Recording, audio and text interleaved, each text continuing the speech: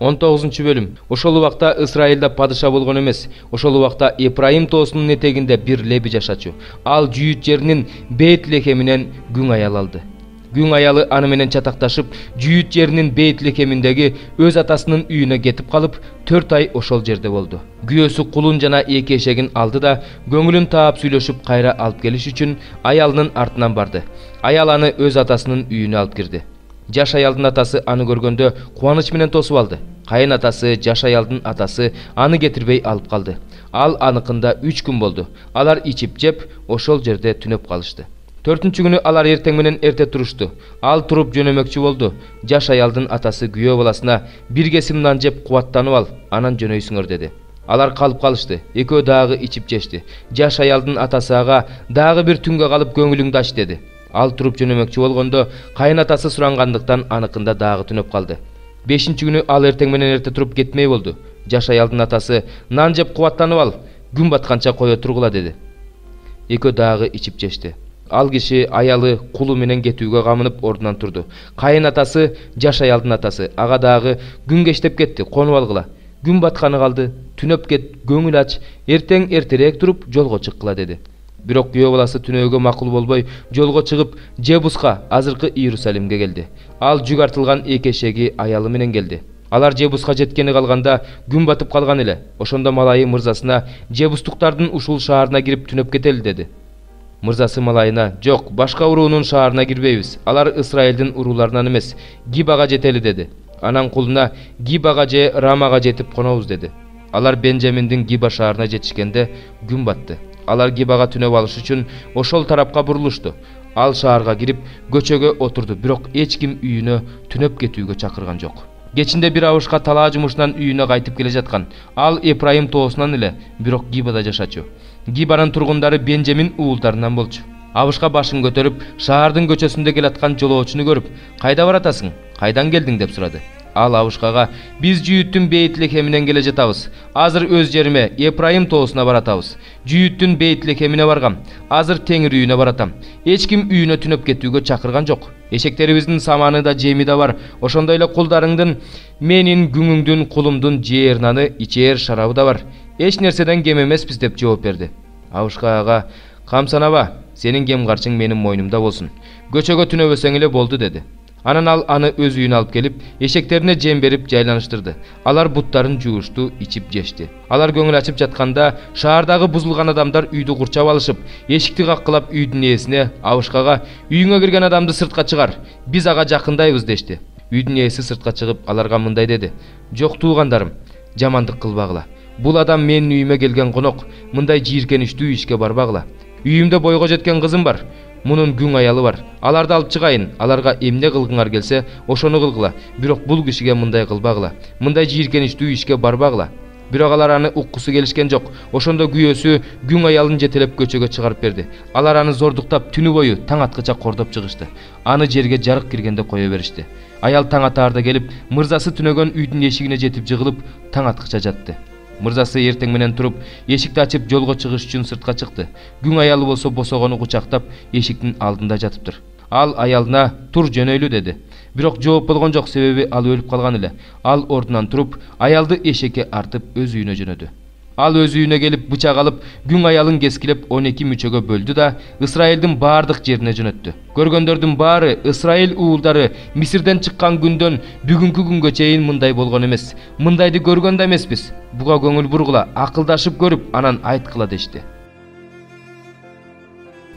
23 бөлүм. Павыл Синедрионду карап: "Агайын туугандар, мен ушул күнгө чейин Кудай алдында таза бийир менен жашап келдим" деди. Башкы ыйык кызмат кылуучу Ханания Павылдын жанында тургандарга аны оозго урууга буйрук берди. Ошондо Павыл ага мындай деди: "Акталган дубал, сени Кудай урат. Мыйзам боюнча соттоо үчүн отурасың да, мыйзамды бузуп мени урууга буйрук бересиң. Ал жерде тургандар болсо, Кудайдын башкы ыйык кызмат кылуучусуна тил тийгизесиңби" дешти. Павыл аларга: "Агайын туугандар, мен анын башкы ыйык кызмат кылуучу экенин билген эмесмин. Анткени ыйык жазууда элиңдин башчыларына тил тийгизбе деп жазылган" деп жооп берди. Павыл алардын бир тобу саддукейлер, бир тобу фарисейлер экендигин билип, Синедриондо үнүн бийик чыгарып: "Агайын туугандар, мен фарисеймин. Фарисейдин уулумун. Мени өлгөндөрдүн тирилерине үмүттөнгөндүгүм үчүн соттоп жатышат" деди. Ал ушул сөздү айткандан кийин фарисейлер менен саддукейлердин ортосунда талаш чыгып эл экиге бөлүндү. Анткени саддукейлер өлгөндөр тирилбейт, периште деген да рух деген да жок дешет. Фарисейлер болсо өлгөндөр тирилерине, периштелер да рухтар да бар экендигине ишенишет. Ошентип катуу уруш талаш башталды.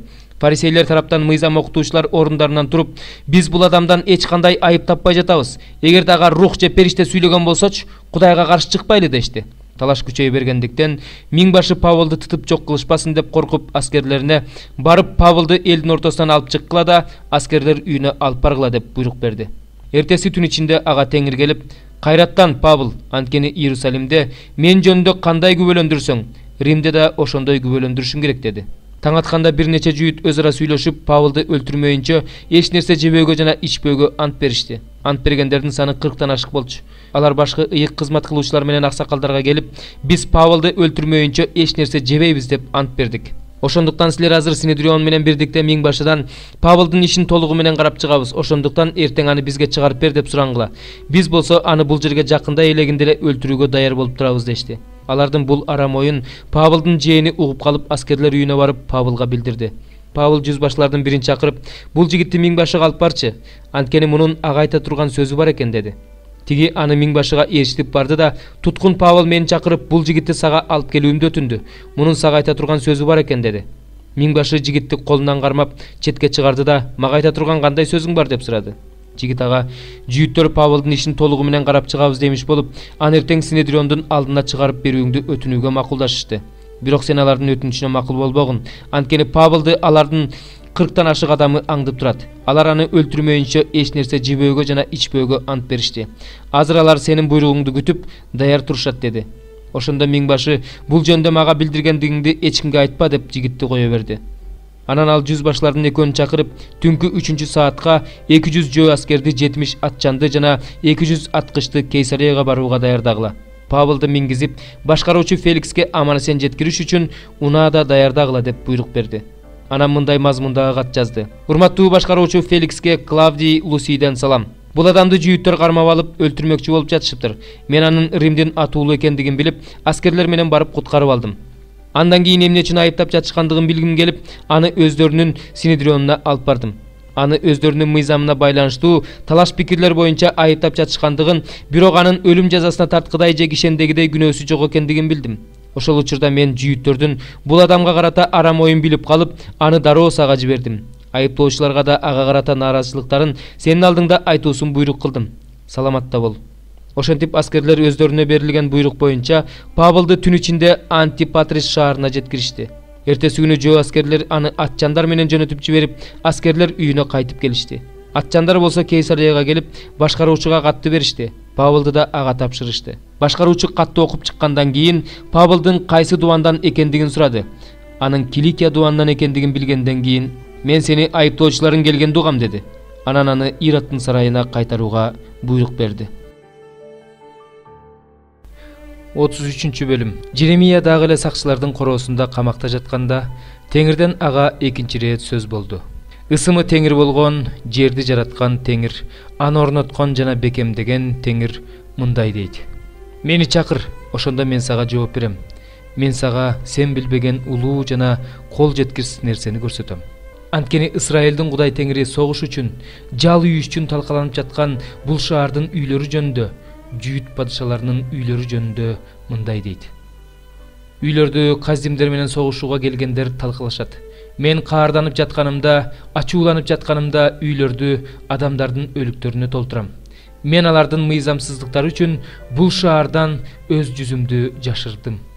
Мен аны даарылап айыктырам, куткарам, сакайтам, аларга мол тынчтыкты жана чындыкты ачып берем. Мен жүйүт туткундары менен Исраил туткундарын кайра алып келип, аларды баштагыдай кылып орноштурам. Аларды менин алдымда кылган баардык күнөөлөрүнөн тазалайм. Алардын мага каршы чыгып, менин алдымда кылган баардык күнөөлөрүн кечирем. Ошондо Иерусалим мен үчүн жер жүзүндөгү баардык элдердин алдында кубанычтуу ысым, даңк жана сыймык болот. Элдер менин ага көрсөткөн ырайымым жөнүндө, менин ага кылган жакшы иштерим жөнүндө, ага берген жакшы күндөрүм жөнүндө угуп, таң калып титирешет.